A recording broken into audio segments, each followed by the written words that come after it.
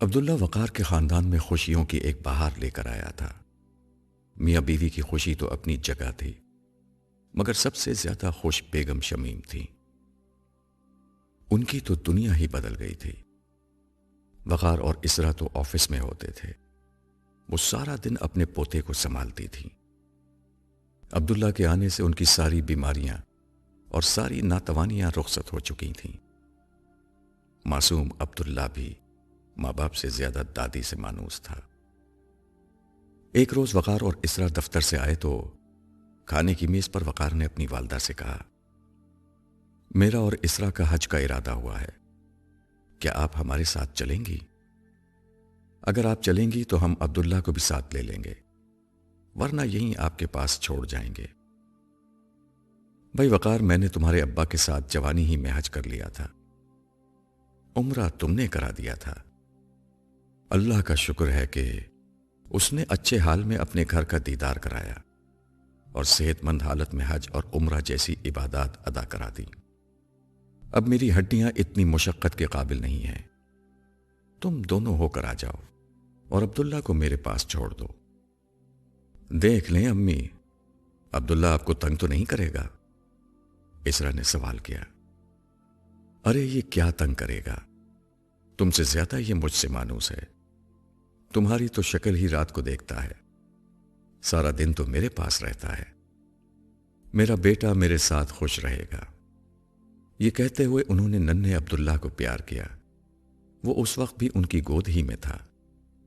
چلیے امی، یہ بھی ٹھیک ہے، ویسے بھی ہم زیادہ دن کے لیے نہیں جا رہے، بس 15 دن کے لیے جائیں گے، امید ہے اس عرصے میں اللہ یہاں سب خیریت رکھے گا۔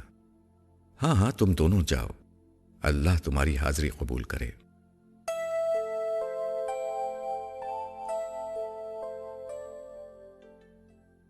وقار اور اسرا نے حج عجیب وارفتگی کے عالم میں کیا تھا۔ خاص طور پر اسرا کے لیے یہ بڑا غیر معمولی تجربہ تھا۔ وقار کے برعکس وہ پہلی دفعہ حرم میں آئی تھی اور یہاں کی روحانیت سے محصور ہو کر رہ گئی تھی۔ خاص کر وقار کے ساتھ نے اس کی کیفیات کو بالکل بدل کر رکھ دیا تھا۔ وقار اسے ہر قدم پر یہ بتاتا تھا کہ مناسک حج میں سے کس رکن کا کیا مقصد ہے۔ وہاں پہنچ کر سب سے پہلے انہوں نے عمرہ ادا کیا۔ عمرے کے دوران میں اس نے اسرا کو بتایا کہ حج و عمرہ شیطان کے خلاف عباد الرحمن کی جنگ کی تمثیل ہے، احرام آزاد ہوتے ہوئے بھی پابند زندگی اختیار کرنے کی ایک علامت ہے۔ اسے پہن کر وہ خدا کی خاطر اپنی ہر خواہش سے اوپر اٹھنے کا عزم کرتے ہیں۔ طواف خدا کی ہستی کو اپنی زندگی کا مرکزی خیال بنا کر ایک پروانے کی طرح اسے اپنا مقصود بنانے کا استعارہ ہے۔ سعی اس کے لیے اپنی ہر جد و جہد کو خالص کرنے کا نام ہے۔ حلق اور قصر خود کو اس کی غلامی میں دینے کا نام ہے۔ حج میں بھی وقار اسرا کو ہر رکن کی ادائیگی کے دوران میں اس کا مقصد بتاتا رہا۔ منع میں حاضری شیطان کے خلاف صف بندی کا پہلا مظہر اور عباد الرحمن کا پہلا پڑاؤ ہے۔ عرفات میدان جنگ میں خدا کے حضور دعا و زاری اور اس کی مدد و نصرت کی درخواست کا عمل ہے۔ مزدلفہ لشکر شیطان پر حملے سے قبل کا ایک آخری پڑاؤ ہے، اور اس کے بعد منع میں رمی جمار کا عمل شیطان کے خلاف جنگ کا استعارہ ہے۔ پہلے دن کی رمی کے بعد بال کٹوا کر اور قربانی کر کے احرام کی بیشتر پابندیاں اتر جاتی ہیں۔ یہ قربانی اس بات کی علامت ہے کہ انسان ضرورت پڑنے پر اپنی جان بھی اللہ کی راہ میں قربان کر سکتا ہے۔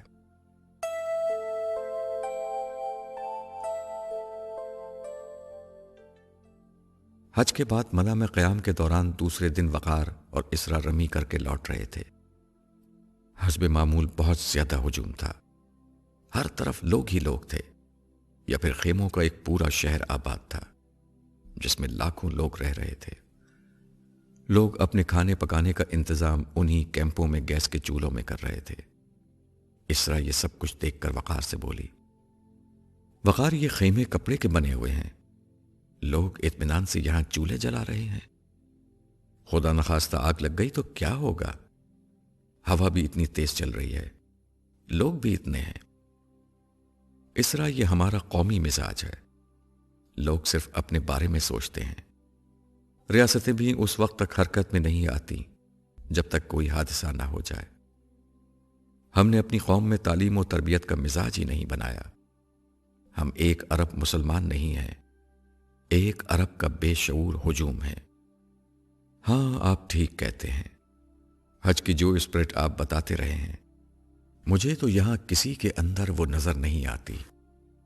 देखा नहीं था कि लोग रमी करते वक्त और तवाफ करते वक्त किस तरह धक्के दे रहे थे। हाँ इसरा, हमारे यहां बस जाहिरी चीजें सिखाई जाती हैं, असल रूह लोगों को नहीं बताई जाती। इसलिए लोग ऐन उस वक्त जब वो शैतान को कंकरियां मार रहे होते हैं, शयातीन के मकसद की तकमील करते हैं। अभी वकार ने यह कहा ही था कि एक धमाके की आवाज आई। उन्होंने पलटकर धमाके की समत देखा। कुछ दूर खेमों में आग लग गई थी और हर तरफ हलचल मच गई थी। वकार बे इख्तियार बोला, इसरा वही हुआ जो तुम कह रही थी, थोड़ी देर में यह आग फैल जाएगी। वकार की बात पूरी भी नहीं हुई थी कि लोग जान बचाने के लिए दीवानावार भागने लगे। वकार चीखा, इसरा भागो वरना लोग हमें कुचल देंगे। इसरा के चेहरे पर हवाइयां उड़ गईं। वो इस शोर और हंगामे से बुरी तरह डर गई थी। उसने भागना शुरू कर दिया, मगर उसकी रफ्तार सुस्त थी। वकार को भी उसका साथ देने के लिए हल्की रफ्तार से दौड़ना पड़ रहा था। उसने इसरा का हाथ थाम रखा था। इसरा तेज भागो, आग फैल रही है। वकार ने पीछे मुड़कर देखते हुए कहा। तेज हवा आग को तेजी से फैला रही थी। आग के मुहीब शोले मुंह फाड़े अपने सामने आने वाली हर चीज को निगलते चले जा रहे थे। खेमों में मौजूद लोग जान बचाने के लिए चीखते चिल्लाते जाए पनाह की तलाश में भाग रहे थे। एक कयामत सुगरा का मंजर था। मैं इससे ज्यादा तेज नहीं भाग सकती, आप आगे जाएं, मैं आ जाऊंगी। पागल हुई हो कि मैं तुम्हें छोड़कर भाग जाऊंगा? फिर वकार ने गर्दन घुमाकर पीछे से आने वाले एक बड़े हुजूम को देखा तो चिल्लाया, इसरा कोने में हो जाओ, ये लोग हमें कुचल डालेंगे। ये कहते हुए वकार ने इसरा का हाथ पकड़कर उसे घसीटते हुए कोने में करने की कोशिश की। वो काफी कोने में हो गए, मगर फिर एक भागते हुए शख्स ने इसरा को जोर से धक्का देकर रास्ते से हटाया। वो कमजोर लड़की इस धक्के को क्या बर्दाश्त करती। वो नीचे गिर गई।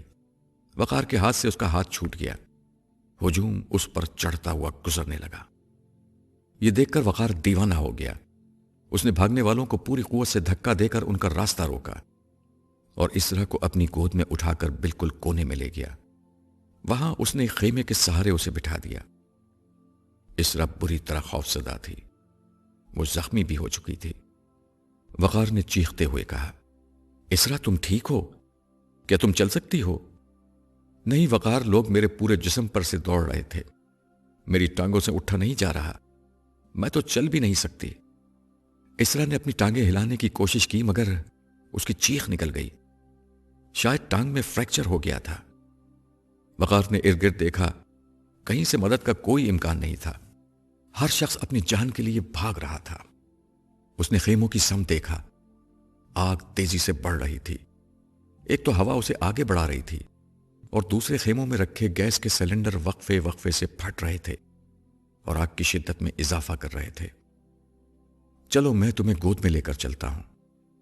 नहीं वकार, मुझे छोड़ दें, आप चले जाएं, आप बच जाएंगे। तुम्हारे बगैर मैं बचकर क्या करूंगा? यह कहते हुए वकार ने उसे अपने बाजुओं में उठा लिया। उसने इर्द गिर्द देखा। एक तरफ आग थी और दूसरी तरफ भागते हुए लोग। वकार, आप अब्दुल्ला के लिए चले जाएं। हमारा अब्दुल्ला अल्लाह के हवाले, वही उसका रखवाला है। यह कहकर वकार ने उसे उठाकर मुमकिन हद तक तेज भागना शुरू कर दिया, मगर उसकी रफ्तार बहुत हल्की हो चुकी थी। इसरा को बचाने की कोशिश में वो खुद भी जख्मी हुआ था। वो मरकजी रास्ते के बजाय खेमों के पास से भाग रहा था, क्योंकि वहां शदीद अंदेशा था कि लोग उसे धक्का देकर गिरा देंगे और इस दफा वो शायद इसरा को न बचा सके। मगर वकार को अंदाजा नहीं था कि उसने एक ज्यादा बड़ा खतरा मोल ले लिया है। हवा का रुख बार बार बदल रहा था। जहां वो जाती आग को साथ ले जाती और आग की वजह से खेमे के अंदर मौजूद सिलेंडर एक बम की तरह फट जाता। वकार, मुझे छोड़ दो, اسرا نے وقار کو ہانپتے ہوئے دیکھا تو دوبارہ چیخ کر کہا، کسی قیمت پر نہیں۔ اسرا نے پیچھے گردن کر کے دیکھا، ہوا نے ایک دفعہ پھر رخ بدلا تھا، شعلے اسی سمت پڑ رہے تھے جہاں وہ موجود تھے۔ اسرا نے آسمان کو دیکھ کر کہا، پروردگار، ہمارا عبداللہ تیرے حوالے۔ اس کے ساتھ ہی ان کے بالکل قریب ایک خیمے میں انتہائی خوفناک دھماکہ ہوا، وہ دونوں نیچے گر گئے۔ اگلے لمحے موت نے انہیں اپنی آغوش میں لے لیا۔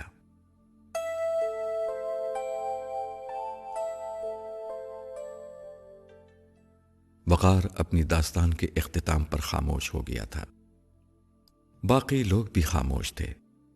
نائمہ رو رہی تھی، عبداللہ کی آنکھوں سے بھی آنسو بہ رہے تھے، اسرا کی آنکھیں بھی نم تھیں، صرف وقار پرسکون تھا۔ اس نے عبداللہ کا کندھا تھپ تھپایا جو اس کے قدموں میں بیٹھا تھا۔ بیٹا، تمہاری ماں کو نہ چھوڑ کر میں نے اچھا کیا نا؟ تم اس بات پر ناراض تو نہیں ہو؟ نہیں بابا، آپ نے بہت اچھا کیا، مجھے آپ پر فخر ہے، آپ کا بیٹا ہونے پر فخر ہے۔ آپ بہت بڑے انسان ہیں بابا، آپ بہت بڑے انسان ہیں۔ یہ کہہ کر عبداللہ نے وقار کے ہاتھوں کو بوسہ دیا اور انہیں اپنے رخسار سے لگا لیا۔ بابا، آپ کو تکلیف تو ہوئی ہوگی نا؟ نائمہ نے آنسو پوچھتے ہوئے سوال کیا۔ نہیں بیٹا، یہی اصل بات ہے، خدا کے لیے جینے والوں کو موت کے وقت کوئی تکلیف نہیں ہوتی۔ اس وقت جیسے ہی دھماکہ ہوا میں سن ہو گیا تھا اور دنیا سے میرا رابطہ ختم ہو گیا تھا۔ پھر اگلے ہی لمحے ہر منظر بدل گیا، میرے چاروں طرف فرشتے آ کر کھڑے ہو گئے۔ ہر تکلیف، ہر غم، ہر پریشانی ختم ہو چکی تھی، انتہائی سکون اور اطمینان کا عالم تھا۔ فرشتے بہت عزت اور تکریم کے ساتھ مجھے خوش آمدید کہہ رہے تھے۔ ایک لمحے کو تو مجھے کچھ سمجھ میں نہیں آیا، اگلے لمحے احساس ہوا کہ یہ وہ زندگی شروع ہو چکی ہے جس کا وعدہ اللہ نے کر رکھا تھا۔ مگر جانتے ہو میں نے ان فرشتوں سے پہلے 2 سوال کیا پوچھے؟ میں بتاتی ہوں، نائمہ نے ہاتھ اٹھا کر کہا، پھر جواب کا انتظار کیے بغیر بولی۔ آپ نے پہلے پوچھا ہوگا کہ امی کہاں ہیں، اور پھر یہ کہ عبداللہ کا کیا ہوگا۔ ارے میری بیٹی تو بہت ذہین ہے، میں نے واقعی یہ 2 سوال اسی ترتیب سے پوچھے تھے، جس پر فرشتوں نے مجھے اطمینان دلایا کہ اسرا کا بھی استقبال ہو چکا ہے۔ اور میرے متعلق انہوں نے کیا بتایا؟ عبداللہ نے بڑے تجسس سے کہا، تمہارے متعلق انہوں نے اللہ تعالیٰ کا یہ خصوصی پیغام دیا کہ تم نے اپنے بیٹے کو میرے حوالے کیا ہے تو میں زندگی بھر اس کی مدد کروں گا۔ اس نے میری رہنمائی کی قدر کی تو اس سے وہی کام لیا جائے گا جو تم چاہتے تھے۔ شکریہ بابا، مجھے معلوم ہے میں جو کچھ بھی ہوں آپ ہی کی وجہ سے ہوں، اور میں بھی جو کچھ ہوں انہی کی وجہ سے ہوں۔ یہ کہہ کر اسرا اپنی جگہ سے اٹھی اور وقار کے پاس آ کر زمین پر بیٹھ گئی اور اس کے گھٹنوں پر اپنا سر رکھ دیا۔ اس وقت عجیب منظر تھا، عبداللہ، نائمہ اور اسرا تینوں وقار کے قدموں میں بیٹھے ہوئے تھے۔ وقار ان سب کے بیچ میں اپنی نشست پر اس طرح بیٹھا ہوا تھا کہ اس کا سر جھکا ہوا تھا اور اس کی آنکھوں سے شکر گزاری کے آنسو بہ رہے تھے۔ وہ سب بھی خاموش تھے، مگر ان کا دل خدائے رحمان کی حمد کے نغموں سے آباد تھا۔ فضا میں بھی ہر سو ایک مکمل سکوت طاری تھا، مگر یہ سکوت بھی اپنی پرسکون لے میں خدا کی حمد کر رہا تھا۔ غرض زمین سے لے کر آسمان تک ہر چیز اپنی خاموش زبان میں اس خدائے واحد کے حمد کے ترانے گا رہی تھی، جس نے درد و غم اور دکھ و آزار کے ہر سامان کو ہمیشہ کے لیے جہنم میں قید کر دیا اور تمام نعمت و راحت کو اس کے فرما بردار بندوں کے لیے جنت میں جمع کر دیا تھا۔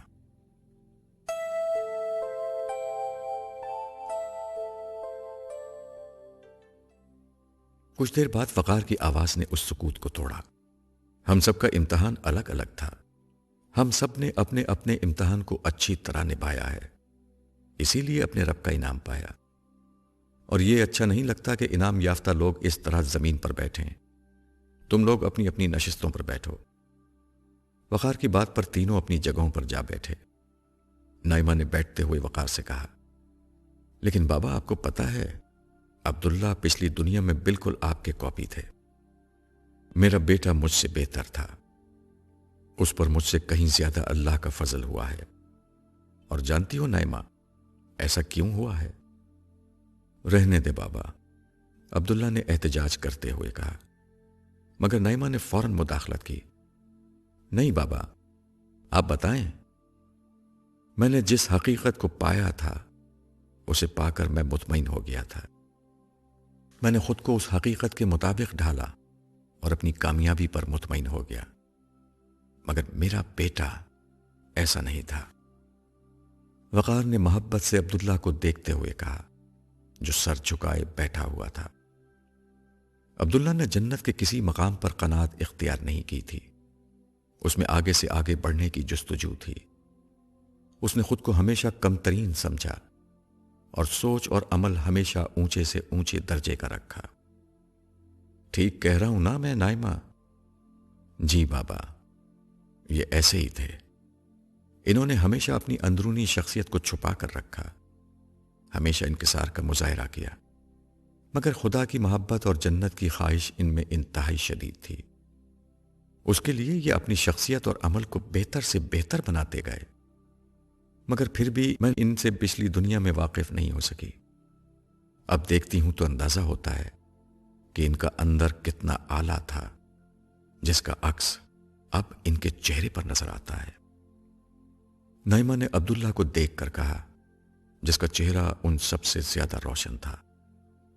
وقار نے عبداللہ کے روشن چہرے پر نظر ڈالتے ہوئے نائمہ سے مزید کہا، میرے بیٹے کی یہی وہ غیر معمولی شخصیت ہے جس کی بنا پر اللہ تعالیٰ نے اس سے اپنے پیغام کو دوسروں تک پہنچانے کا کام لیا۔ یہی اس کے درجات میں بلندی کا اصل سبب بنا کہ اس نے خدا کے اصل دین کو بے کم و کاست لوگوں تک پہنچایا تھا۔ اس نے اپنے ہر تعصب، خواہش، جذبے اور ذوق کو ایک کونے میں رکھ کر دین کو جیسا کہ رسول اللہ صلی اللہ علیہ وسلم چھوڑ کر گئے تھے دریافت کیا۔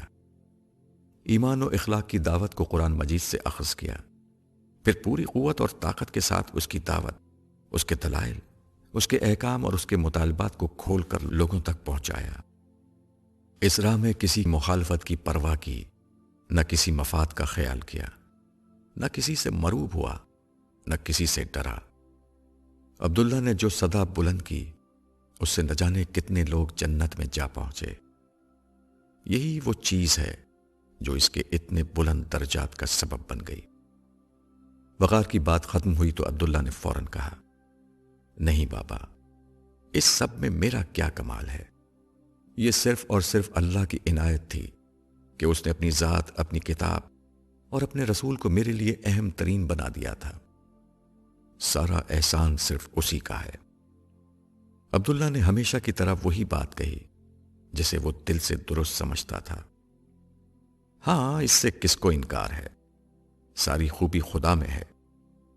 تم سوچو تو صحیح کہ اگر خدا نہ ہوتا، اس کی رحمت نہ ہوتی، تو میری اور اسرا کی داستان کیسی ٹریجڈی پر ختم ہوتی۔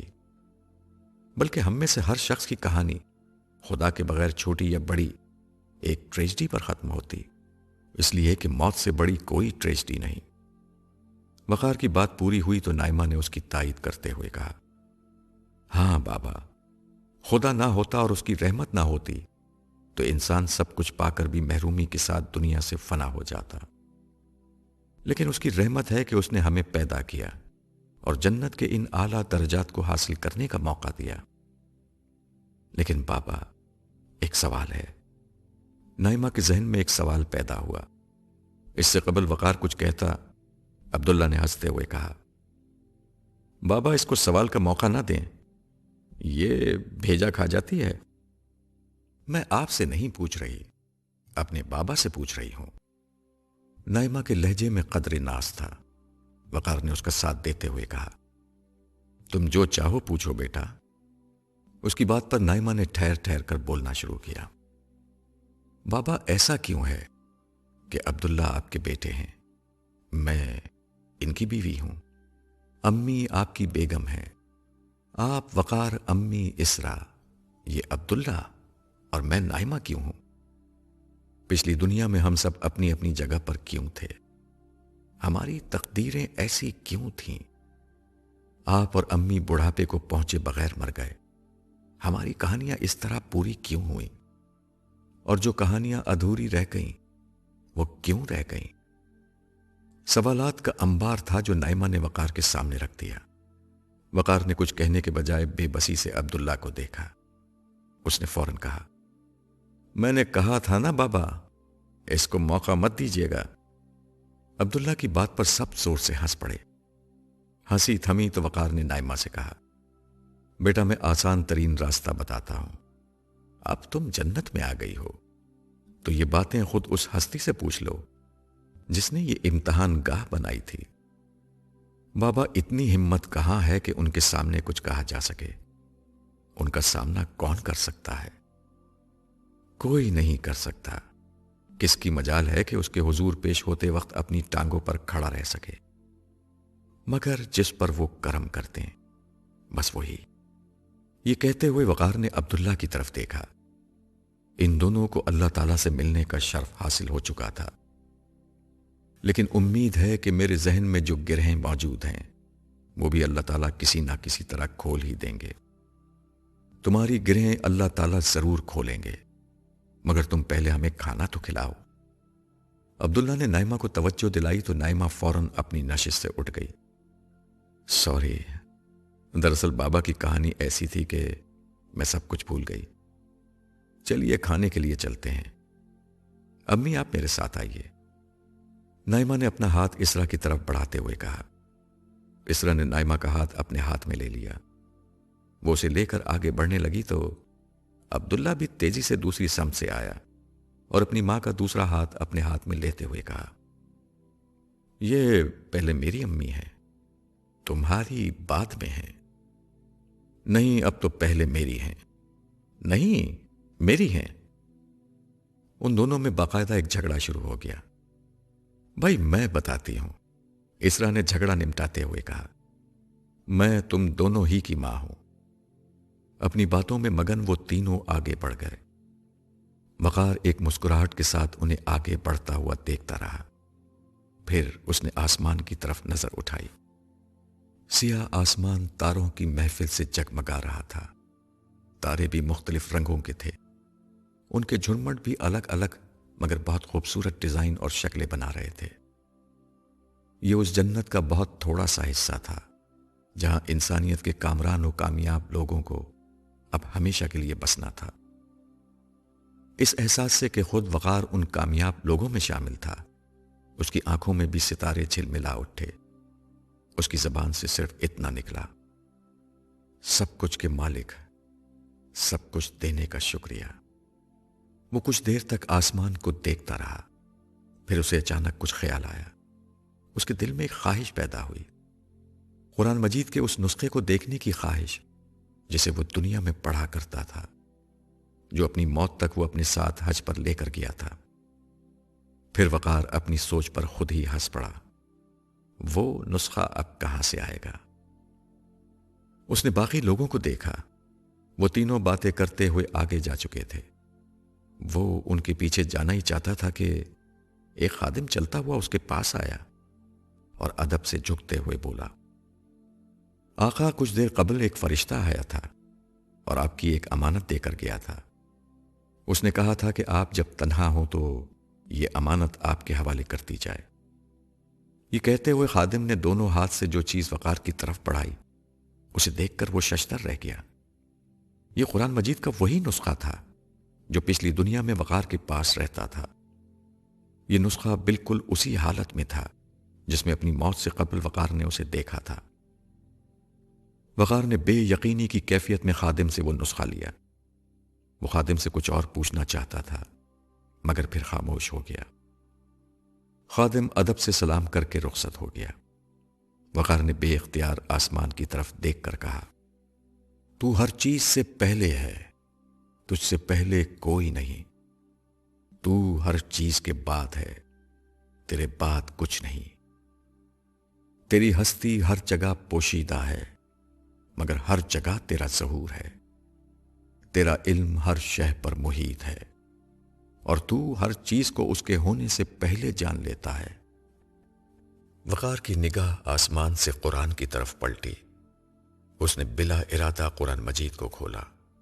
اس کے سامنے سورہ آل عمران کا ایک مقام تھا جسے اس نے ماضی میں کبھی ہائی لائٹ کیا ہوگا۔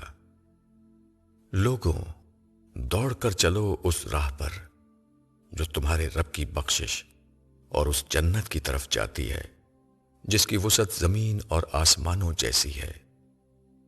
یہ پرہیزگاروں کے لیے تیار ہے، ان کے لیے جو ہر حال میں اپنے مال خرچ کرتے ہیں، خواہ بدحال ہوں یا خوشحال، جو غصے کو پی جاتے ہیں اور دوسروں کے قصور معاف کر دیتے ہیں۔